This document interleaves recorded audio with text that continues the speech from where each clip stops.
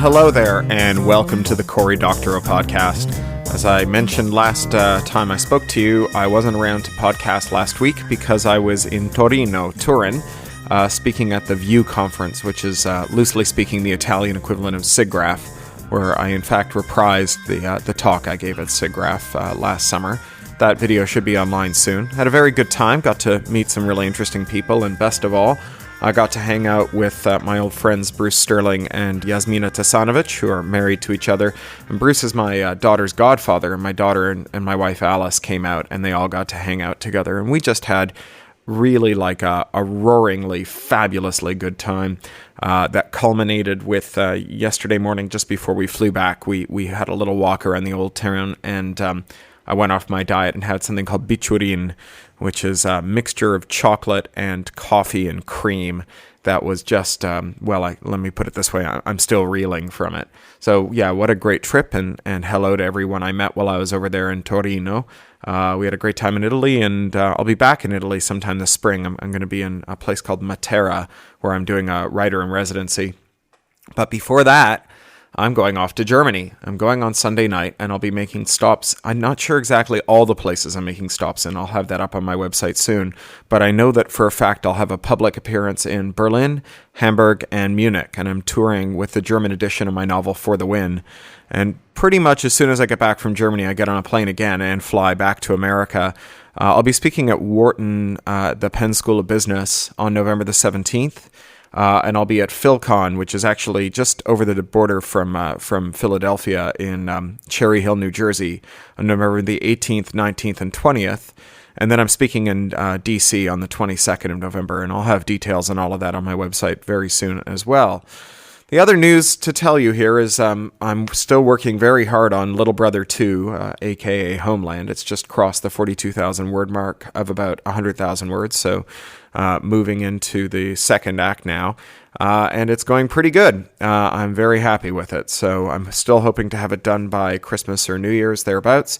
And since I'm on the subject, Christmas and New Year's, I'll be in Berlin right after Christmas to do a keynote talk at the Chaos Computer Club Congress, the CCCC, in Berlin, something I've been trying to make for years and years, but haven't been able to because our family's always been away seeing the rest of our family at Christmas, and we won't be this year. So if you're in Berlin for CCCC, I'll see you there. Now, the story I'm going to read to you today is a short story called Authorized Domain.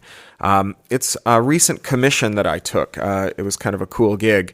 An agency, a kind of marketing agency, marketing and design agency, got a commission to do some work on the future of living rooms and entertainment for one of the big satellite companies. And they asked me to write a story about the future of the living room as a kind of framing piece for some of it, and gave me totally free reign and the rights to the work when I'm done with it. So here it is in the podcast. I'm going to be figuring out when and how to publish it as well. The story is called Authorized Domain, and I'm going to read to you now. The judge said I have to write this note, and so I am, but I want to put it right at the top that I don't think it's fair. It begins with Mom and Dad having rows all the time. At first, they tried to hide it from me, but come on, the flat's not that big.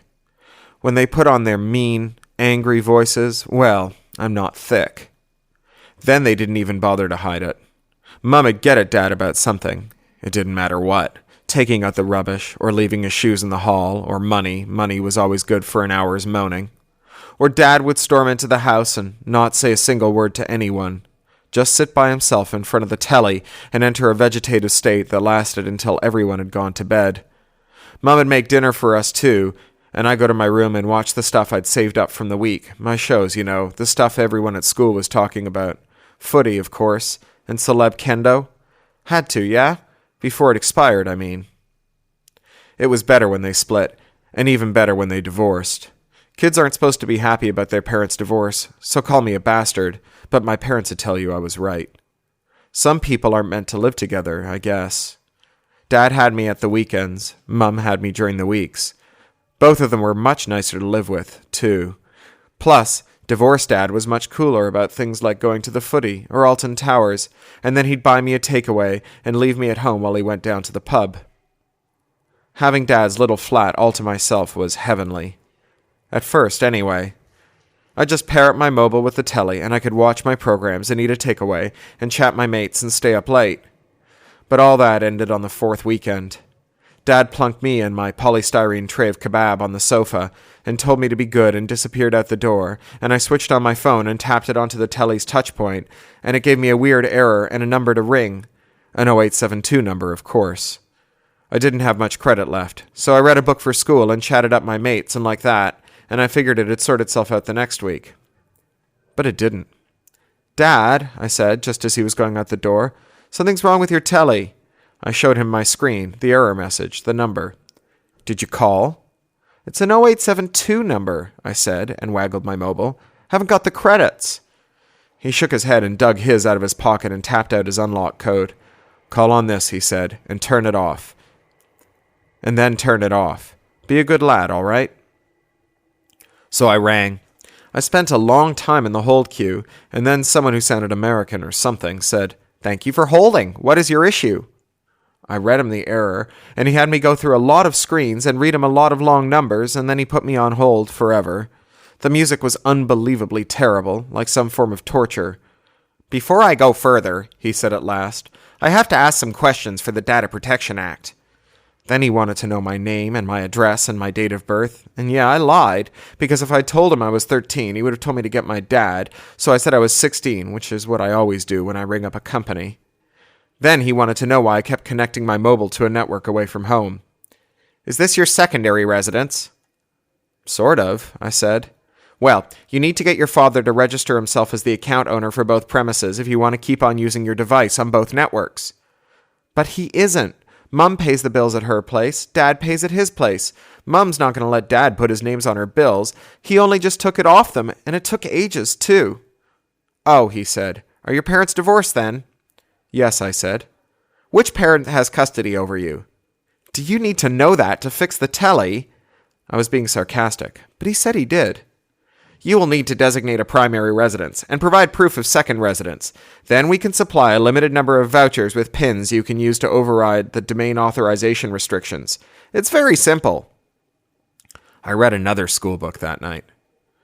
I tried to get Mum to ring up and sort it out, but she was busy and told me I had to sort it out by myself. Thanks, Mum. She wouldn't even give me money for more credits. Dad said he'd do it, but he forgot. And when I turned up Saturday morning, he said we were late to meet some lady from his office and her kids for breakfast, and promised he'd do it later. But he forgot again, and then it was time to go to the pub, and he couldn't leave me his mobile to ring up again, because he was waiting for a call from the lady from his office. The thing is, I was missing a lot of shows. I could watch some on my phone, but a lot of them were flagged, so they wouldn't play on its screen because of some kind of rule about the model mobile I had. No one I knew could keep track of which screens were allowed to show which programs. And it was finals for the Celebrity Kendo, and everyone would be talking about it in school on Monday. So I downloaded it. It's not like I didn't know how. I mean, who doesn't? That solved my problem. Did for me the next weekend, too. Just went on one of those Hungarian sites and got all the shows I had locked up on my mobile, and they'd all play, and on any screen, no worries. Plus, I could skip the adverts. I stopped bothering with the recorder altogether. Who needed it? I had everything I needed right there on the net. Of course I shared it with all my mates. The stuff I took off the net was unlocked, which meant we could do funny mixes and that, put them on YouTube. One I did got 250,000 views before it got taken down. Which is why I'm writing this silly note for the judge, because one of my mates wasn't careful with his mobile, and the headmaster saw it, and she searched it and found all my downloads, and of course he grassed on me, and then the head called the law, because, ooh, look at the boy pirate, scourge of society, up in the dock for ruining the UK economy with his blatant theft of copyright material. I'm meant to be very, very sorry now, and promise I won't do it again. Yeah, I promise. The end. So, I'll be in Germany next Monday, but I'll speak to you the Monday after. Bye. You've been listening to the Cory Doctorow podcast, licensed under Creative Commons Attribution, Non-Commercial, Share-alike US 3.0, or as Woody Guthrie put it in another context, this song is copyrighted in the US under seal of copyright 154085 for a period of 28 years, and anyone caught singing it without our permission will be a mighty good friend of ourn, because we don't give a darn. Publish it, write it, sing it, swing to it, yodel it, we wrote it, that's all we wanted to do. Many thanks to John Taylor Williams for mastering. That's Ryneck Studio, WRYNECK Studio @gmail.com. John Taylor Williams is a full-time self-employed audio engineer, producer, composer, and sound designer. In his free time, he makes beer, jewelry, odd musical instruments, and furniture. He likes to meditate, to read, and to cook. Talk to you next week.